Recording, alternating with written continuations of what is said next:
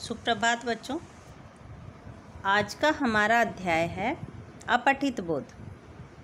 बच्चों, अपठित का मतलब बिना पढ़ा हुआ, जो हमने कभी पढ़ा ना हो उसके बारे में जानकारी। बच्चों, अपठित गद्यांश होता है और पद्यांश। गद्यांश माने गद्य भाग, पद्यांश माने काव्य भाग। तो चलते बच्चों, इनके बारे में हम जान लेते हैं। अपठित गद्यांश।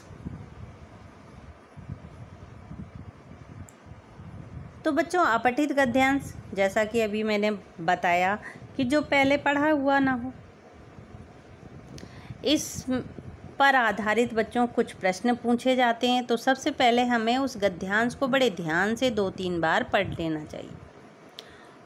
और इससे क्या होगा बच्चों, हमारी जो पकड़ है भाषा पर मजबूत होगी। तो चलते हैं बच्चों, पहला गद्यांश हम पढ़ते हैं। पहला गद्यांश है अपठित। मानव और प्रकृति का संबंध अन्योन्याश्रित है। मानव ने आदिकाल में ही जंगलों में स्वयं को सुरक्षित रखने के लिए पेड़ों को अपना बसेरा बनाया था। वृक्षों के साथ उसका नाता उतना ही पुराना है जितना कि स्वयं उसका अस्तित्व।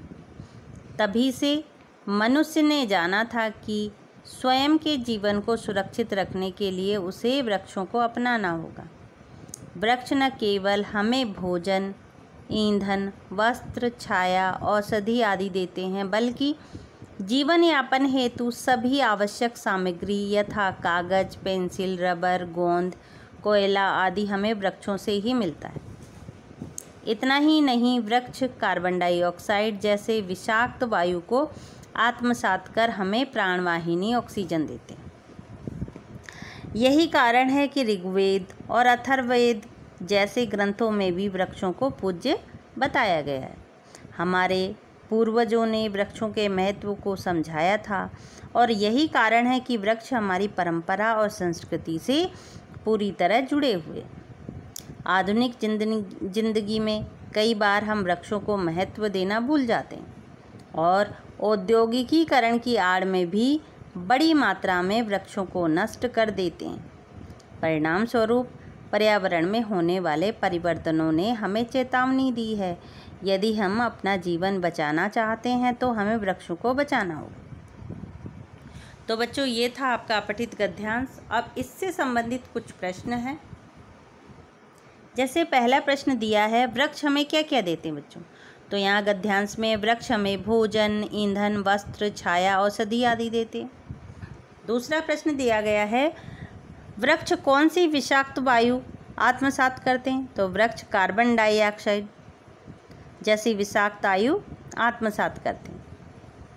बच्चों, गद्यांश में आए 2 वेदों के नाम। तो इसमें 2 वेदों के नाम कौन से थे? ऋग्वेद और अथर्ववेद। वृक्ष हमारी परंपरा और संस्कृति से कैसे जुड़ गए हैं? तो ऋग्वेद और अथर्ववेद जैसे ग्रंथों में वृक्षों को पूज्य बताया गया है। हमारे पूर्वजों ने भी वृक्षों के महत्व को समझा था। इसी कारण वृक्ष हमारी परंपरा और संस्कृति से जुड़ गए। बच्चों, यहाँ पर पूछा गया है विलोम शब्द आवश्यक, जीवन, व्यवस्थित और छाया। आवश्यक का अनावश्यक, जीवन का मृत्यु, व्यवस्थित का अव्यवस्थित, छाया का धूप। उसके बाद में बच्चों एक प्रश्न यहाँ पे किया गया कि गद्यांश में से 4 संयुक्ताक्षर वाले शब्द ढूंढ कर लिखिए। संयुक्ताक्षर जैसे यहाँ पे अस्तित्व संयुक्त किया गया, आत्मसात, संस्कृति, विषाक्त। तो ये बच्चों क्या हैं? संयुक्ताक्षर। चलते हैं बच्चों अगले हमारे गद्यांश की तरफ। अगला गद्यांश है बच्चों कि खुशियाँ दूसरों में बांटना खुशी पाने का एक सोपान है।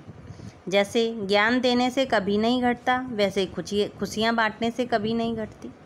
दूसरों को खुशी देने से हमारा अपना खुशी का खजाना बढ़ जाता है। दूसरे को खुशियाँ कई प्रकार से दी जाती हैं।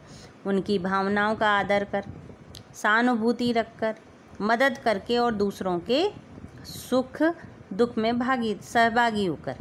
किसी बड़े बूढ़े को सड़क पार करा देना, बीमारी में सेवा करना, अपनी वस्तुओं को दूसरों से बांटना, दूसरों को खुशियाँ देकर स्वयं खुशी पाने के कुछ उदाहरण। खुशी पाने के लिए सबसे जरूरी है सकारात्मक दृष्टिकोण को अपनाना। सकारात्मक दृष्टिकोण का अर्थ है हर दुख, कष्ट, परेशानी में भी कोई अच्छाई ढूंढ सकने की क्षमता। यदि हम होने वाली हर घटना का सकारात्मक पक्ष देखने की आदत डाल लें तो हर हाल में खुशी रहने का मूल मंत्र हमारी मुट्ठी में आ जाएगा। ये खुशी पाने की पहली सीढ़ी का सोपान है। उदाहरण के लिए, दौड़ में पिछड़ जाने का सकारात्मक पक्ष यह है कि हम और अधिक अभ्यास कर अपनी गति को बढ़ाएं। ये सोचकर निराश न हो कि हम दौड़ में पिछड़ गए हैं, बल्कि हम ये सोचें कि ऐसी कोई विशेषता हमें भी होगी जिससे हम आगे निकल सकें। तो चलते हैं बच्चों, इससे संबंधित कुछ प्रश्न हैं, उनको करते हैं। तो इसमें पहला प्रश्न पूछा गया है बच्चों कि दूसरों को खुशी किस प्रकार दी जाती है। तो जैसे अभी हमने दूसरों को खुशी देने किस प्रकार दी जा सकती है उसके बारे में अभी हमने पढ़ा था कि अपनी भावनाओं को आदर कर, सहानुभूति रखकर, मदद करके, दूसरों के सुख दुख में भागीदार होकर, किसी बड़े बूढ़े को सड़क पार करा देना, बीमारी में सेवा करना, अपनी वस्तुओं को दूसरों से बांटना।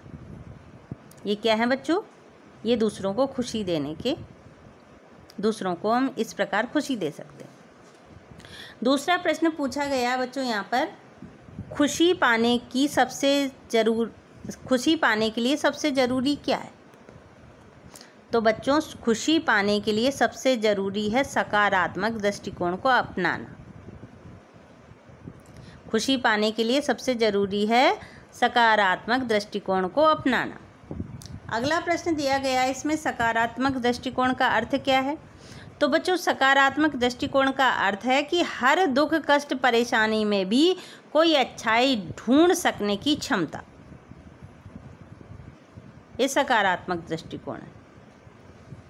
अगला प्रश्न है बच्चों हमारा, सही विकल्प पर सही का निशान लगाएं। जैसे यहाँ पर प्रश्न पूछा गया, सकारात्मक शब्द का विलोम क्या है?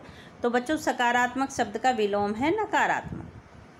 सोपान का अर्थ क्या है? सोपान मीन्स होता है बच्चों सीढ़ी। बीमारी में कौन सा प्रत्यय लगा है? तो बड़ी। तो इस तरह से बच्चों हमने अभी 2 गद्यांश किए। अब हम काव्यांश की तरफ बढ़ते हैं। ये काव्यांश है बच्चों। फूलों को पाने से पहले सूलों को अपनाना है, सहज नहीं फूलों का पाना, पहले कांटे चुभते हैं, कठिन राह में चलने से ही पग में छाले दुखते हैं, मोती के लिए समंदर में तुमको गोता खाना है, फूलों को पाने से पहले सूलों को अपनाना है। तो बच्चों यहाँ पे प्रश्न, इनसे संबंधित प्रश्न कर लेते हैं, हम देख लेते हैं।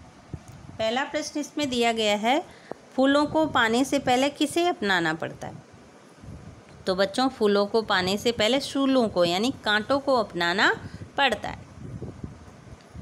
दूसरा प्रश्न है, कठिन राह में चलने से क्या होता है? तो बच्चों, कठिन राह में चलने से पग में छाले पड़ जाते। पग माने पैर, पैर में छाले पड़ जाते। अगला प्रश्न है, मोती के लिए कहाँ गोता लगाना पड़ता है? तो बच्चों, मोती के लिए समंदर में गोता लगाना पड़ता है। अगला है बच्चों, शूल का अर्थ क्या अर्थ है? तो बच्चों, शूल का अर्थ है कांटा। शूल मीन्स होता है कांटा। अगला इसमें दे रखा है कि कठिन का विलोम क्या है? तो बच्चों, कठिन का विलोम है सरल। तो बच्चों, आज हमने कुछ गद्यांश और पद्यांश पढ़े, अपठित बोध पढ़ा।